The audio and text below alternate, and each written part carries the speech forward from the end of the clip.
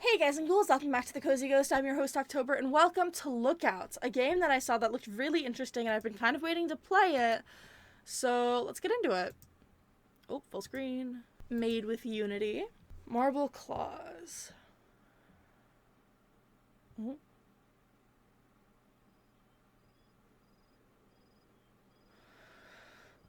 So you sure we can trust this friend of yours, Info? It'll be a crying shame if you're wrong about this. This guy is someone to ride the river with. He'd never sell me bunk information. That town has struck gold. That's what he heard.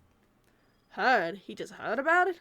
What kind of source is that? We can't go off of rumors, you nutcase. But I think about it. We'll be living like English kings if we take over a supply like that. What else are we gonna do? The last job was a bust. We got nothing left. All right. We've had some bad luck and we're running low on supplies. We'll take that town by hook or by crook, and if they don't have that gold, we can take them for what they do have and skedaddle. The lookout will go early in the morning and see what we're up against, but I reckon we can bulldoze this burg and have some fun either way. Make sure to bring us back some juicy details, won't you, Tom boy?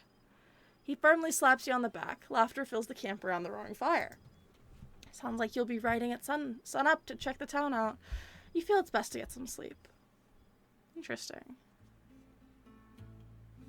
The desert is an orange haze. Scorched sands whip up around your horse's legs, the sun hot against your back as you ride towards the town.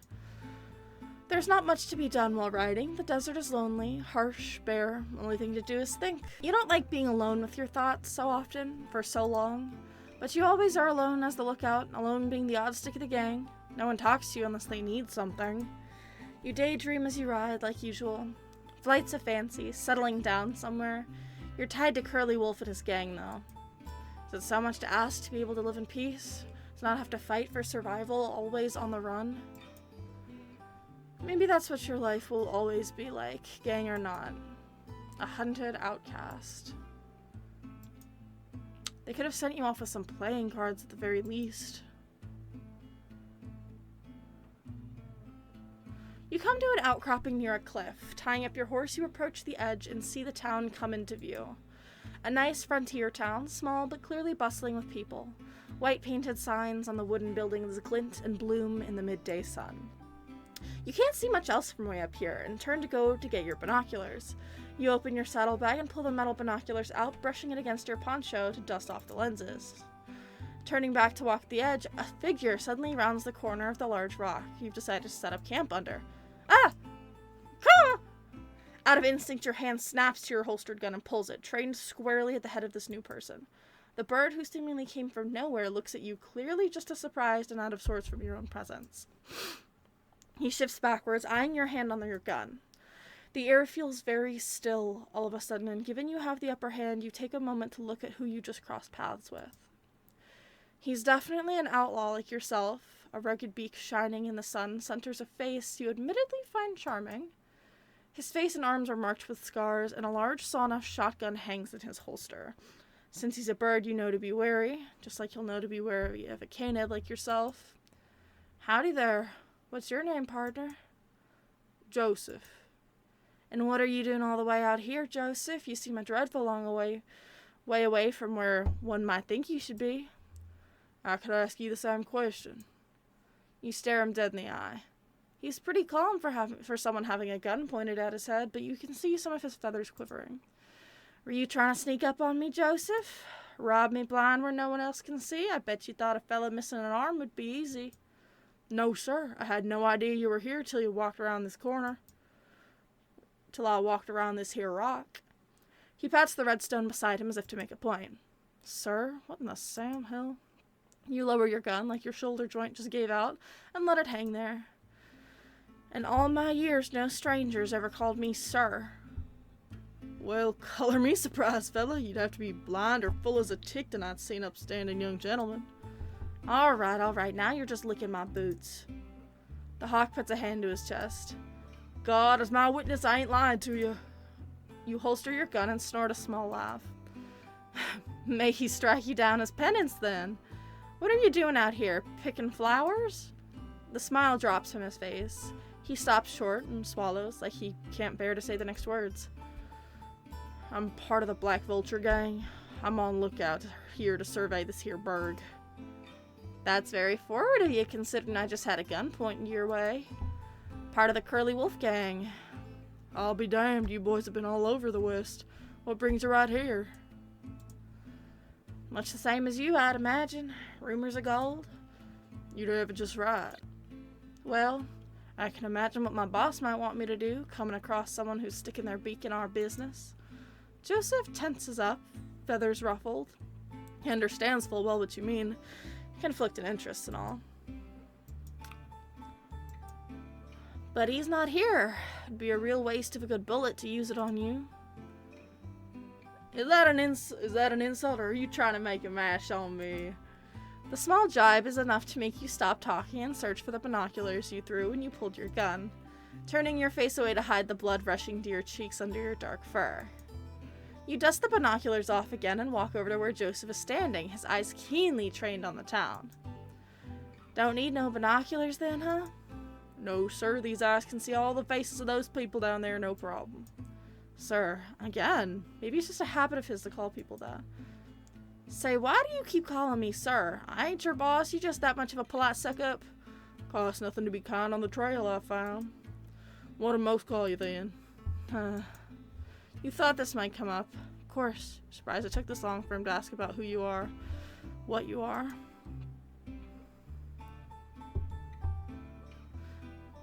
Most would say tomboy, I think. Or other things I won't repeat in such polite company. And what would you call yourself? The question takes you by surprise. Something else no one's ever asked you. I'd call myself a man.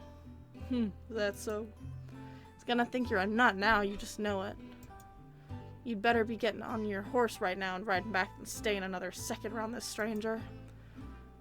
How funny. I guess we're in the same boat if I'm picking up what you're putting down.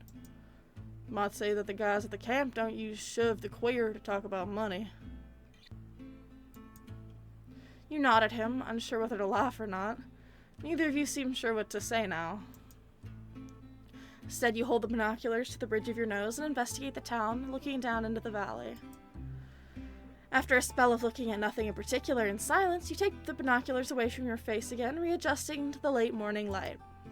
You glance at Joseph's keenly trained eyes, then back to the town. You can't help but stare at the clump of a couple dozen or so buildings. You couldn't help but think about the real people's lives going on down there every day. Deaths and celebrations, harvests, prayers. How you were gonna hurt them. How you were both gonna hurt them. I don't get it. Joseph's voice snaps you out of your staring. Why would Black Vulture want to come here? There's nothing here. No mines in use, no bank, and they sure as hell ain't rich by the looks of things.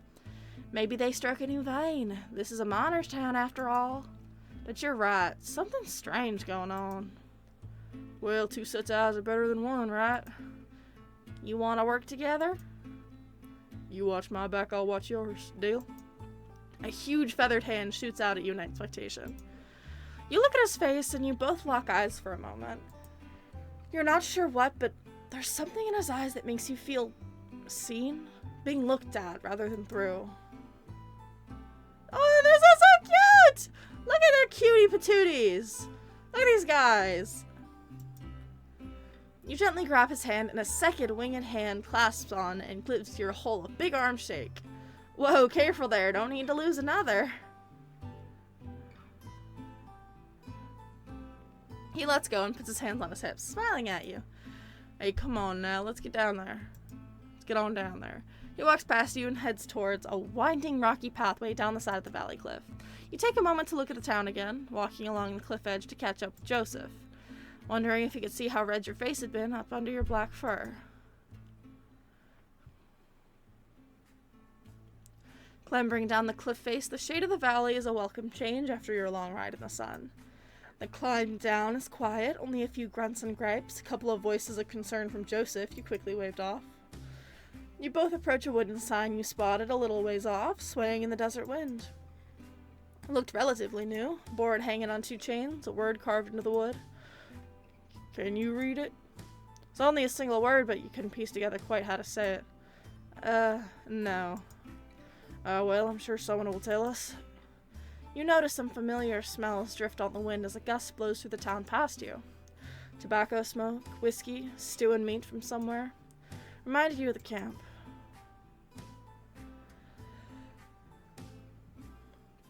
Walking more into the town, you get a better look at the buildings that were just dots up on the cliff. There was a saloon at the least, seemingly one of the older buildings in the town, as well as what you guessed was a sheriff's building, although the sign outside looked to be busted up. Everything else you could see from here seemed to be houses and whatnot. Leftovers clearly made by miners, not built to be sturdy or last long, but had been fixed up to be livable for folks. Clearly the people here like this place, and if they get a whiff of why you're both here... Alright, partner, I say if we get given any evil eyes, we hightail it out of here. It ain't worth getting shot in a place like this. Sure thing. We got each other's backs, remember? You nodded him. We best get talking to people. Daylight's burning. Oh, here comes someone now. Sure enough, you see a short figure approaching you from the sheriff's office. You hear the pound of a cane on the dirt as they limp towards you with a vigor in their step. When they get closer and the haze of the desert heat obscures them less, you see a smartly dressed old lizard standing before you both. Cane in one hand and a metal flask in the other. Howdy, fellas, I'm Sheriff. Welcome to Clemency. Pleasure to meet you, Sheriff. He gave the lizard an expectant look, waiting for a name. My name is Sheriff. Just Sheriff, that's all you need. And what do you call yourselves? My name's Joseph, and my associate here is... He gestured towards you and turned to look at you, a subtle panic running across his eyes. You realize that he just realized you never gave your name. What is your name?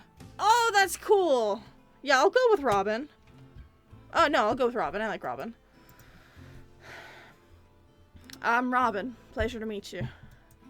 You said this while looking at Joseph, resisting the urge to wink at him before looking back to Sheriff. So what brings you two to our fine town? We're just riding through. Needed a rest stop. There's a problem with that? Joseph nudges you with his elbow a bit, glancing at his eyes. You can tell he's saying, "Don't be so rude." No, not at all. Just the closest thing we have to a welcome committee, and it's always nice to see some new faces all the way out here. How long you be staying? The saloon has some rooms if you'd like to stay the night. That's an awful kind gesture, Sheriff, but we'll be gone before nightfall. At least that's the idea. Maybe we'll like this town so much we stay. Joseph and Sheriff both chuckle, and Sheriff sighs. Well, you boys let me know if you need anything else. I'll be at home most likely. Will do. Yup. With a tip of the hat, Sheriff turned and started walking back to the building at the end of the road. With the lizard out of earshot, Joseph turns to you. So, partner, what's our plan? You look around the town for a moment, surveying the handful of people walking about, talking to each other around their houses.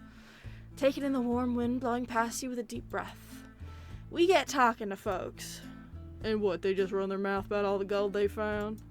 No, but I reckon a town this size, if they struck something, there'll be a buzz about.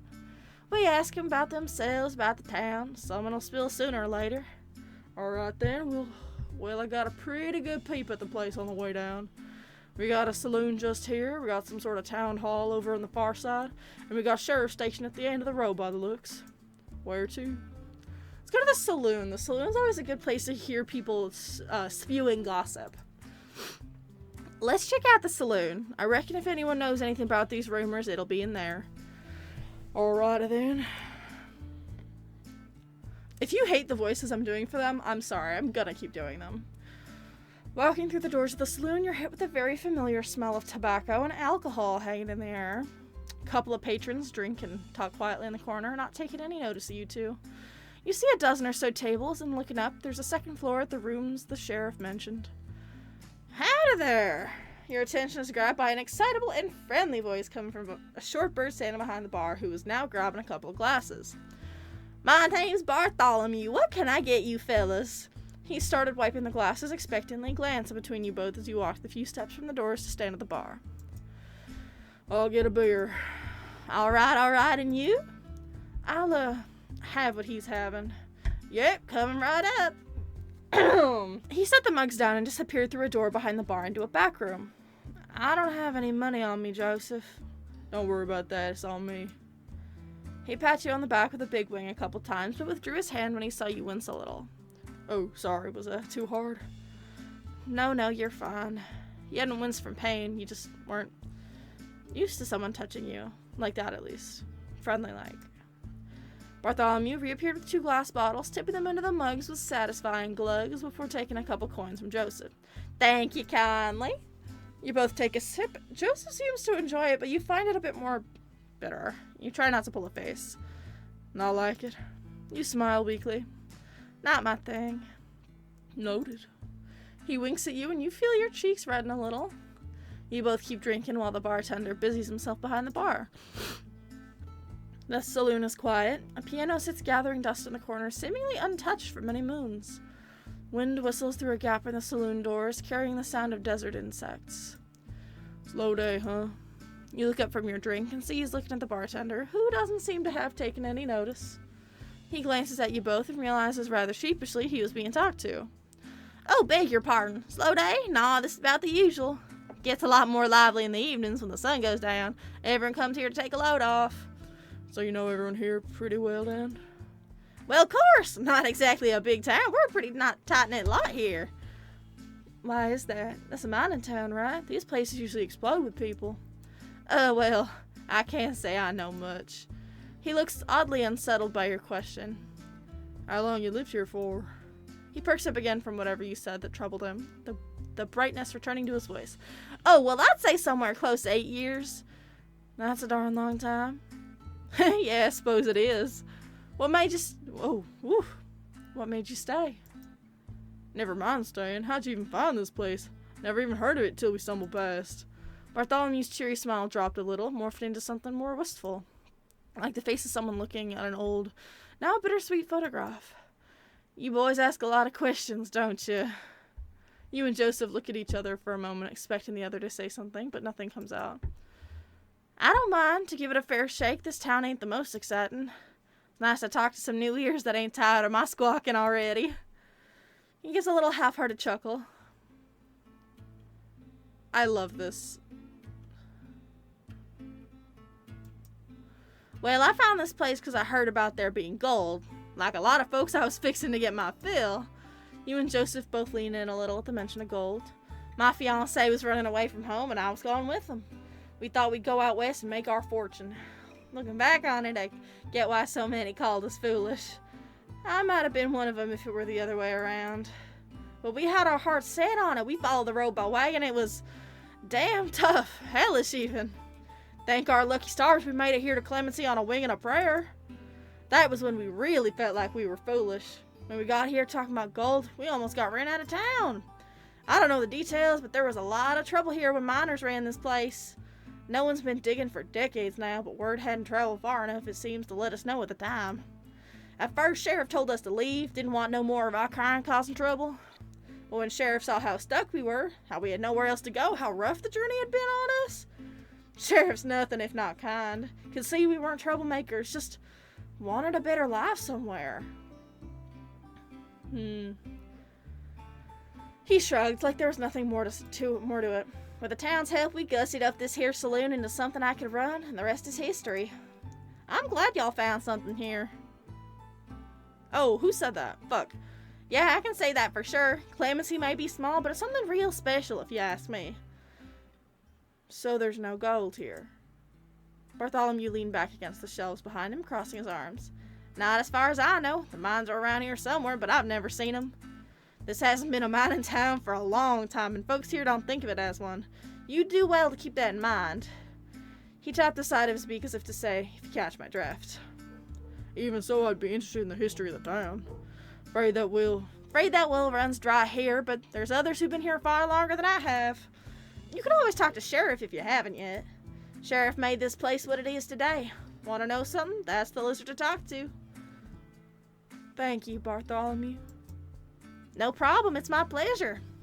Bartholomew stood up from his lean and stretched his back and arms a little.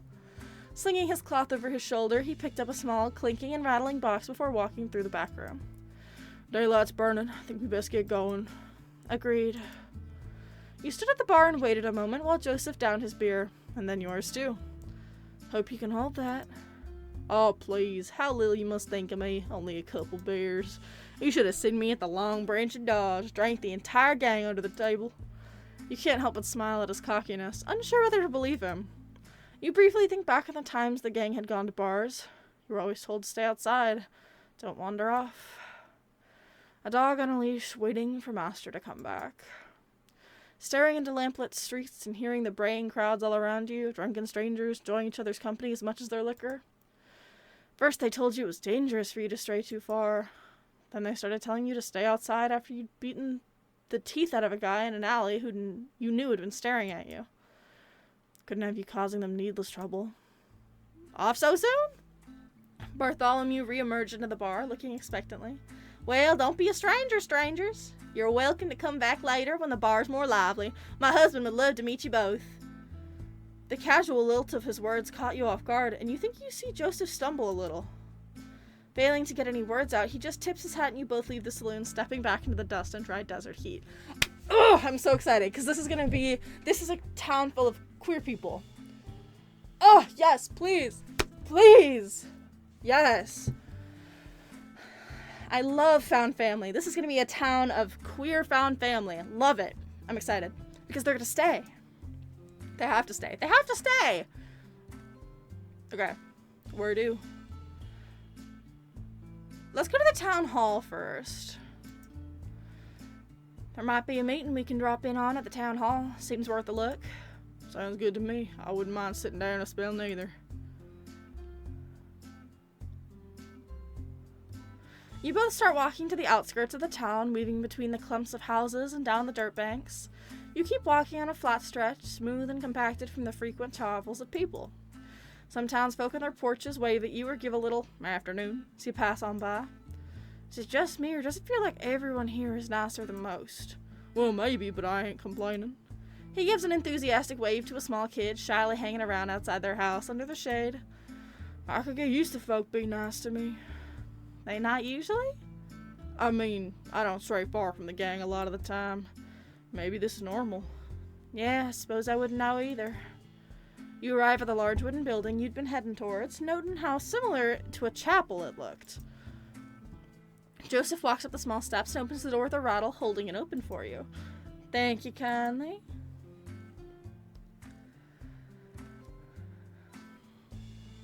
He follows you into the short, darkened hallway, closing the door behind him with another wooden rattle. The meeting hall is fairly large and simple and bright. Wood walls are varnished and gleaming from the ample sunlight filtering through the arched windows. Rows of benches line the aisle, half facing away and half facing towards you on each side. Sitting on a nearby bench turned away from you is a hunched figure in black. Hearing you come in, the figure jumps to life, rising from the seat. They turn to you, both revealing themselves to be an elderly tortoise holding a small book in one hand.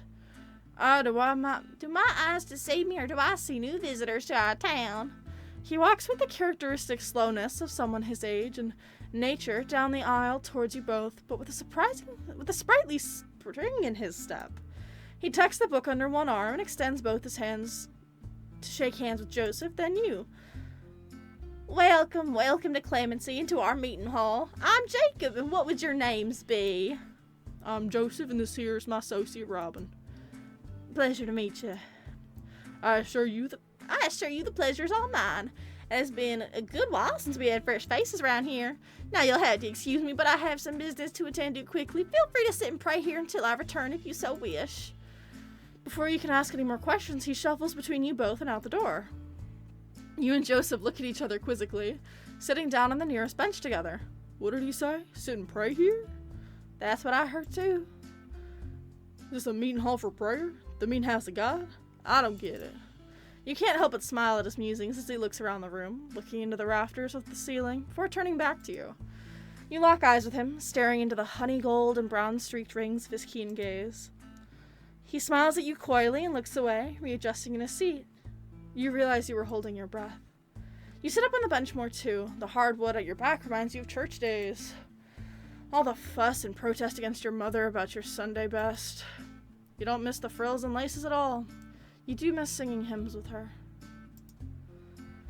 She had a beautiful voice. I don't remember the last time I prayed.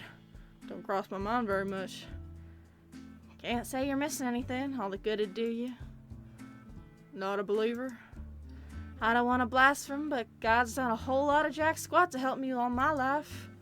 Don't really feel like praying to someone who don't care about me. or anyone like me for that matter. Which is why I wouldn't have picked you for a devout man. Joseph laughed a bit, almost mocking the idea.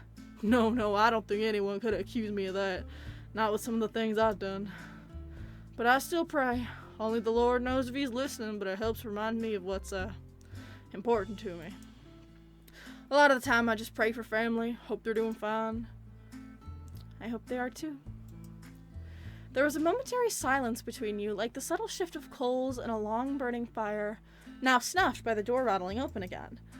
You looked behind you, and sure enough, it was Jacob shuffling in. He grabbed a broom and briefly swept some dust he tracked in back outside before closing the door with another rattle. Forgive me for the delay. I hope I haven't kept you two from your business. Don't worry yourself, we're doing just fine here. He leaned into and nudged you playfully. Good. So how may I help you, gentlemen? The word catches you off guard a little, the way it trips off his tongue so easily. No bitterness or mockery. Joseph seems to stall for a moment before a little wry smile returns to his face. He adjusts in his seat to turn to Jacob, who had now taken a seat facing you on another bench. Well, we're just passing through, but I'm curious. You mentioned something about prayer? Oh, well, yes, of course. You must forgive me. I'm clearly far too used to the usuals of the town. His slow drawl of words is comforting, like being told a long, worn story by a grandparent. This is a meeting hall for friends, Quakers, if you will. We're a largely Quaker community here in Clemency. Quakers. Oh yeah, there's a lot of you folks over in Pennsylvania and the likes ain't there. Yes, indeed, that's true. In fact, that is where I hail from. But I must admit it's been a long time since I last visited. Sorry, I gotta say I'm at sea here. I've never even heard of Quakers. I can't say much more like myself. I don't know nothing about them. You both turned to Jacob expectantly. Well, what's the simplest way I can explain our beliefs? He fell into a deep thought for a few moments, eyes stern into the middle distance before coming back to life. We believe that there is that of God in everyone, that we all have a inner light that guides us. We don't perform sermons or sing hymns. Instead, we pray in silence together. There are no guidelines as to what you should do, other than try to connect and listen to the light within yourself. We also very strongly believe in pacifism and do what we can to promote peace, denouncing all forms of violence and the degradation of our fellows who walk the earth with us. It's important to respect the light of God within everyone. That's certainly how I see it. That sounds nice, but, well, things don't often... That sounds nice, but, well, things don't often work that way, in my experience. Jacob smiled wisely, like having heard the same sentiment many times before. Yes, there's certainly some that adhere to it more than others in town here, but it's always been an important tenet of our community. So everyone in this town are Quakers? Well, yes and no. Many of us are, but some of us just adhere to the same principles and ideals of nonviolence and so forth. Quakerism isn't enforced, but it bonds this community. Huh, interesting. What about old Sheriff? What about Sheriff? The pacifism and whatnot. Doesn't seem like it'd be easy. Oh, well, yes, I can see how you might suppose that. Sheriff cares about keeping the peace, but isn't solely responsibly for keeping it. We all are. It's what made this town so easy to keep going. Me and Sheriff see eye to eye on many things. So you and Sheriff have been here a while then? Did you find the place or something? You'd have believed it by the tortoise's age. He could definitely be as old as this town. No, you flatter me, for I'm not quite that pioneering, but I have indeed been here for a long time. If you'd indulge me, I could tell you a little of my story. Please do.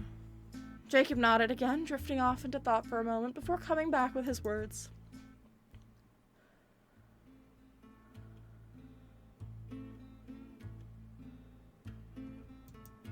As I said, I'm from Pennsylvania. During the height of the gold rush, with so many heading west, many Quakers thought it would be a benefit to follow. I was much younger then, much more eager to get on the trail and spread the ideals of the friends. Although I can't say my love of blabbing has waned me much. He gave a charming and hoarse little laugh at his own jibe. The trail was very hard, but I learned much from others in the caravans and towns and cities on the way. So much life and light. I arrived in this here town maybe more chipper than I'd left, but it was not to be. His expression softened, drawing into himself, emotion failing to find its way into his face. I loathed to speak ill of my fellow man, but when I arrived, this was a godless place. The miners had little care for each other. Be it out of greed or desperation, they were consumed by their need for gold, even those who had had their fill. The whole town was tense and unpredictable. Arguments, even violence, would erupt whenever something valuable turned up, a new vein, gold in the river. They did whatever they had to get what they wanted. The night I arrived, they told me of the so-called savages that used to reside there. Very little makes my blood boil when I tell you boys but the way the miners talked about those Indians, how happily they told me stories about the ways they drove them out. Unspeakable things I dare not and would not want to repeat to anyone. I tried explaining the Friends way, how even the savages, as they called them, had the light of God in them. How we were equally important in the presence of God's light. That the people we share this earth with were not our enemy. They had no care for my explanations. They had no care for the needs or lives of others than themselves. Made me wonder how Quakers passed to convince people. The evils of slavery, of the importance of peace. Building bonds instead of destroying one another.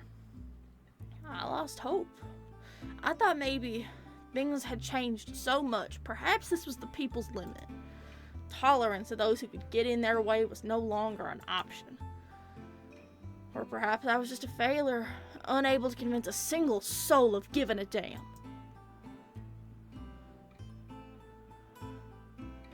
The old tortoise looked forlorn, brow furrowed, like he was reliving those moments so vividly that these were the same faces he wore. Then along came Sheriff. Oh, Sheriff. I was a little worried when Sheriff was first assigned to the town. That I'd just have another person to fight with, someone with authority on the side of the miners. Instead, I found a kindred spirit, someone who actually listened to me and agreed with me on many things. Very quickly, we became firm friends. Eventually, Sheriff got sick of the miners, decided enough was enough, and shut down the town, forced the miners to move elsewhere. The entire time he'd been talking about Sheriff, his face was lively and lit up, and his hands moving with his words. It was a lot like how your pastor used to give sermons. Surely there was resistance to a whole mining town being packed up like that. Of course, but Sheriff did what's right. That's the way the Sheriff's soul is set. I'd felt buried by the weight of the town's hate, their convictions like stone walls I could not scale. I'll be grateful to God until the day I die that the Sheriff came here. I was given so much hope when I'd lost it all. And you've been here ever since? Jacob chuckled. Yes, we have.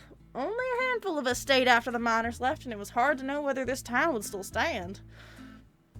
But we felt sure we could find more people who cared, as long as we worked together. More people like us. His words hung in the air, settling around you and Joseph as Jacob settled his gaze on you both. So those mines are still around? A lot of mining towns died down because of the gold drying up, but if the miners just left, I guess there's some still here. Well, yes, I suppose so. Can't say I've thought much about it in recent years. We don't encourage those looking for gold. I'm sure you understand. It's nothing but trouble. His warm gaze turned somewhat steely. You weren't sure how long it might go on for if Joseph didn't pipe up.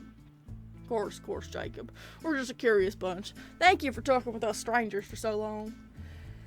His stern eyes disappeared in an instant. He humbly waved away Joseph's thanks. No, the pleasure's all mine. It's been good to talk to new ears. You'll excuse me now. I must get this place tidied up before today's meeting. Quaker meeting? Yes, indeed. You're both welcome to join us if you like. Thank you, Jacob, but I'm thinking we'll be off anyhow. You all stand, stretching and shaking off the stiffness from wings and tails and legs. Go well and keep the light close to you. You both nod and leave through the same rattling door as before, catching one last glance at Jacob starting his chores before you close it. Okay. That was an interesting speech, because I'm not a religious person, not in the sense of organized religion, and I really relate to the feeling of thinking that it's hopeless. Getting other people to give a damn is hopeless. That's how I feel sometimes. So that's really relatable. feeling like nobody cares about each other. That it sucks. So I think this game is just poignant now, as whenever it came out. I don't know when it came out.